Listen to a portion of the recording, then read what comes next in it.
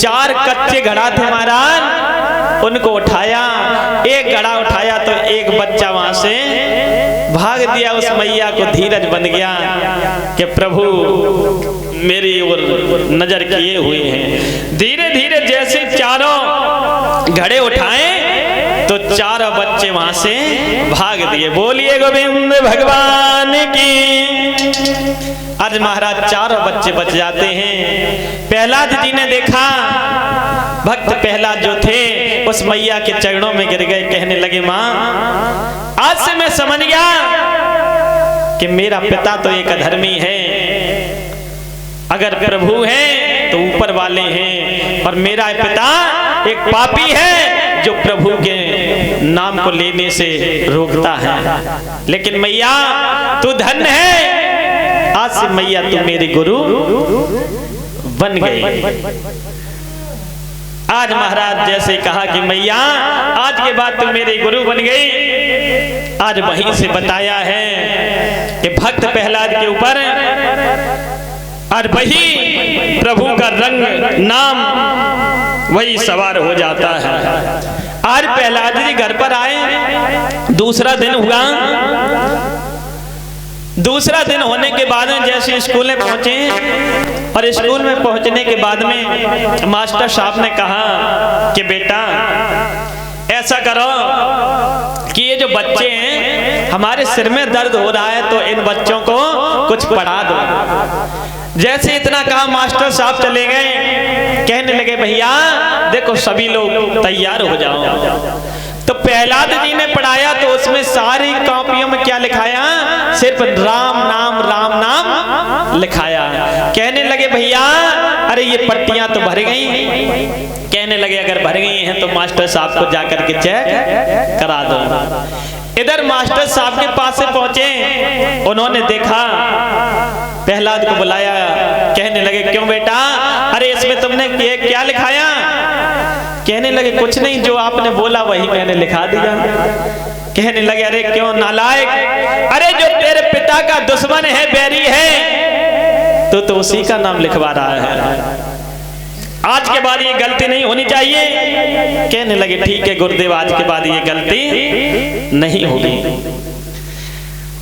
तीसरा दिन हुआ, तीसरे दिन फिर आए, फिर मास्टर साहब ने कहा कि ऐसा करो कि जाओ आज भी हमारे सिर में दर्द हो रहा है, जरा तुम जाकर के लिखा दो। तो आज भी लिखाया तो उसमें क्या लिखा, सिर्फ राम नाम के अलावा उसमें कुछ भी नहीं लिखा महाराज। आज जब दिखाई पट्टी तो मास्टर साहब बहुत नाराज हुए, कहने लगे प्रहलाद अरे मैंने तुमको कल रोका था और आज फिर तुमने वही गुस्ताखी की। जैसे इतना कहा, एक डंडा लिया, प्रहलाद को मारने के लिए चले महाराज, तो प्रहलाद ने हाथ पकड़ लिया। कहने लगे मास्टर साहब आपको एक बात मालूम है क्या, कि तुमने पापी पेट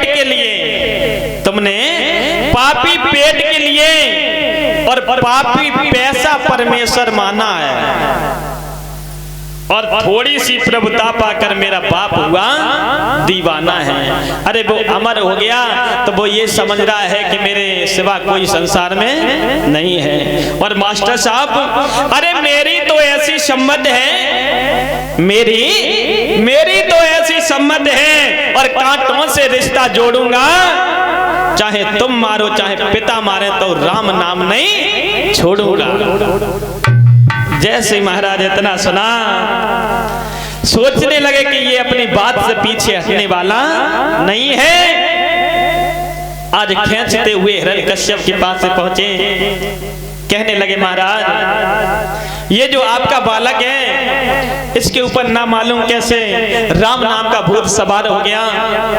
हिरण्यकश्यप कहने लगे ठीक है जाओ मैं समझा दूंगा, बालक बुद्धि है, क्योंकि बालक बंदर एक स्वभाव महाराज, बालकों पर अगर कोई गलती भी हो जाए तो माफ कर देना चाहिए।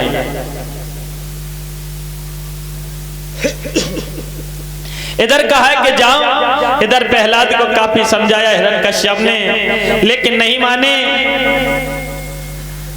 उसी समय हिरण्यकश्यप प्रहलाद को खींचता हुआ अपनी रानी कयादु के पास पहुंचा।